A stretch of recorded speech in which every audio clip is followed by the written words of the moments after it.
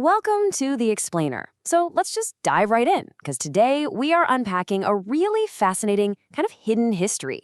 When we picture ancient empires expanding across the globe, we usually think of sweeping battles, innovative armor, brilliant tactical maneuvers. But behind all of that glory, there was a quiet, relentless battle for basic survival. We're going to look at how ancient militaries survived their absolute most deadly, completely invisible enemy, their own drinking water.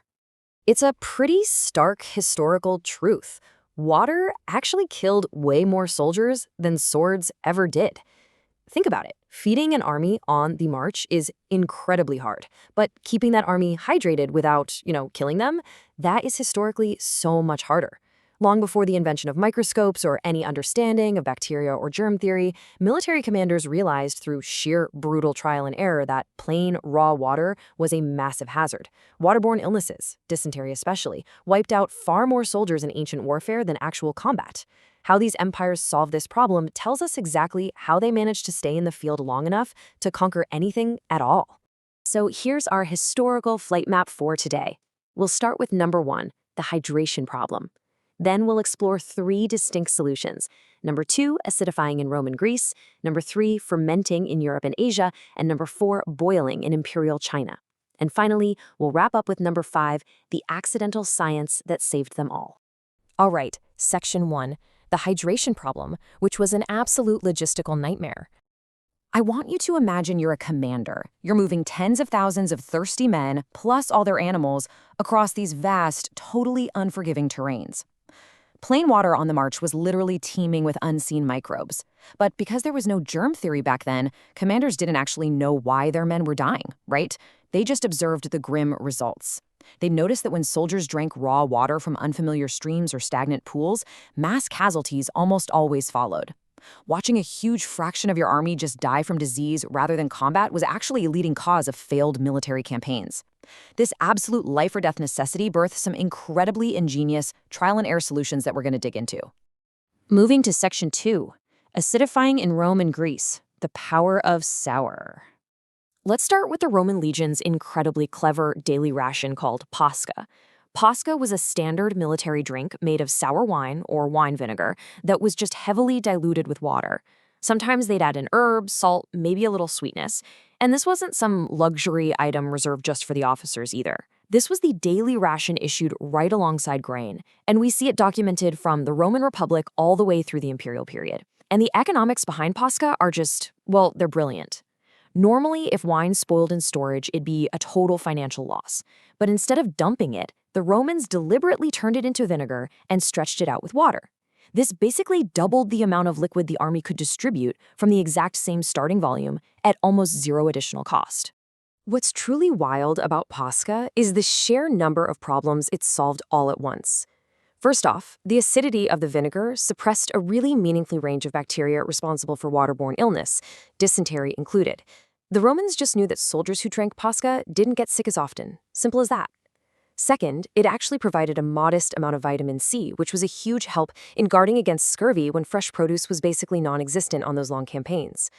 Third, that sharp, sour taste, it perfectly masked the completely gross flavor of stale water that had been sitting in barrels or animal skins for days.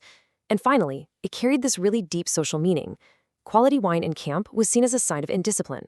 Posca was the drink of the common soldier. Generals like Cato the Elder and even later the Emperor Hadrian drank Posca right alongside their men. It made a deliberate statement about shared hardship, discipline, and unity. And this perfectly illustrates the cultural context of the time. The Romans didn't even invent the idea of cutting wine with water. But while Rome viewed diluted sour wine as this highly utilitarian, cheap military ration, Greek civilians viewed diluting wine as the absolute mark of a cultured society. In fact, in Greek culture, drinking your wine undiluted was considered totally excessive, literally barbarism. Across the broader Mediterranean world, this cultural aversion to raw water and undiluted wine naturally led to much safer drinking habits across the board, because some version of watered-down or acidified drink became the practical default. All right, section 3, fermenting in Europe and Asia, beer and mare's milk. So let's actually start by clearing up a really popular historical misconception here. You've probably heard the claim that people in the Middle Ages never drank water, they only drank beer. Well, modern historians really push back on that.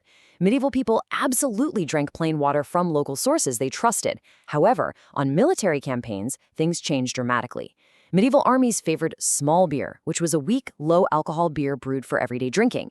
The hidden safety here was that the brewing process required boiling the wort, which basically sterilized the water. Layered right on top of that, the mild alcohol and hops helped it resist spoilage. Now, of course, the people drinking it didn't have a modern understanding of contamination.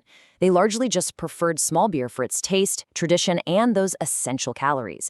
But the safety benefit of that boiled, fermented liquid was a massive, literal, life-saving byproduct on campaign. By the time we get to the Age of Sail, this logic of fermentation and dilution became fully institutionalized. In the 1400s, ships were relying on plain water stored in wooden barrels, and as you can guess, that spoiled incredibly quickly at sea. By the 1600s, sailors were receiving a standard daily ration of a whole gallon of small beer. And then, jumping to the 1700s, we see the introduction of grog. Grog was created by diluting a sailor's rum ration with water. Just like that Roman Posca, diluting rum served multiple overlapping purposes. It stretched a very valuable supply, it kept the sailors from getting too drunk to actually operate a complex ship, and it made the horrific, stagnant water that had been sitting in wooden casks for months, actually safe and palatable to drink. Meanwhile, way over on the vast steppes of Asia, the Mongol armies solved this hydration problem in a completely different way, using the exact same animals that made their cavalry so devastating. They drank kumes, or arag, which is a fermented mare's milk. First, mares were milked repeatedly through the warm months. Second, the milk was heavily churned in these specialized leather bags. Finally, the natural sugars were allowed to ferment, resulting in a fizzy, sour, mildly alcoholic drink that was absolutely packed with vitamins and beneficial bacteria. The crucial takeaway here is that while European armies were bogged down hauling flour, bread ovens, and heavy supply wagons, a Mongol rider carried his highly nutritious food and drink right on his own horses. That allowed those columns to ride for days and days without ever stopping. And just to show you how completely independent the Mongols were from stationary water sources, get this. In genuine emergencies, a warrior could open a small vein in his horse's neck, drink some blood, then seal the wound right up and continue riding. I know, it's pretty shocking to our modern sensibilities. But this meant Mongol columns almost never had to halt for water the way settled agricultural armies did.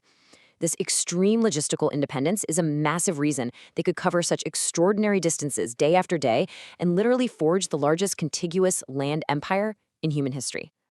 Okay, Section 4. Boiling in Imperial China. Brewed tea protection. Shifting over to the east, Chinese armies, echoing their civilian society, leaned heavily on boiling their water, most commonly to brew tea. Just like the fermentation of small beer or the acidification of Posca, boiling water effectively killed off the dangerous pathogens that made raw water a total death sentence. Again, nobody involved understood the modern biological terms of why it worked, but centuries of observation absolutely proved that it did. Plus, tea itself contains mild antimicrobial properties, which just added yet another layer of protection. It was an essential military and civilian survival tool that drastically reduced illness across the entire empire. And finally, Section 5, the accidental science, global survival tools. When we step back and look at all of this, a stunning global pattern emerges. Across wildly different geographies and eras, human trial and error universally solved the exact same biological puzzle. Roman and Greek armies acidified their water with Posca and diluted wine. The Mongols, medieval Europeans, and the British Navy fermented their drinks into kumes, small beer, and grog. And Imperial China, they boiled their water for tea. Long before anyone had a scientific explanation or a microscope to even see a microbe, these totally distinct civilizations independently discovered applied microbiology. They figured out the only three basic tools to make water safe in the ancient world: boiling it, fermenting it, or acidifying it. The greatest military technology in history absolutely wasn't a sword. It was figuring out one dead soldier at a time, unfortunately, what was actually safe to drink. It's a profound historical irony, really. While we obsess over the armor, the tactics, and the grand speeches of famous generals, the true weapons of global conquest were actually vinegar, fizzy mare's milk, and brewed tea. Without these accidental scientific breakthroughs, the grand armies of history would have completely collapsed from disease long before they ever reached the battlefield. So bringing this all back to today, we are just incredibly lucky to be able to turn on a tap or grab the sealed bottle when we're on the move. But think about our iron-stomached ancestors relying on vinegar water and fizzy mare's milk just to get across a continent. So I gotta ask you, from all the modern options we have today, what is your go-to drink when you're traveling on a long journey? Are you a coffee purist, maybe a sparkling water fan, or do you have your own specific hydration ritual when you hit the road? Drop into the comments and let me know how you stay hydrated on your campaigns. Thanks so much for joining me on this explainer, and I'll catch you on the next one.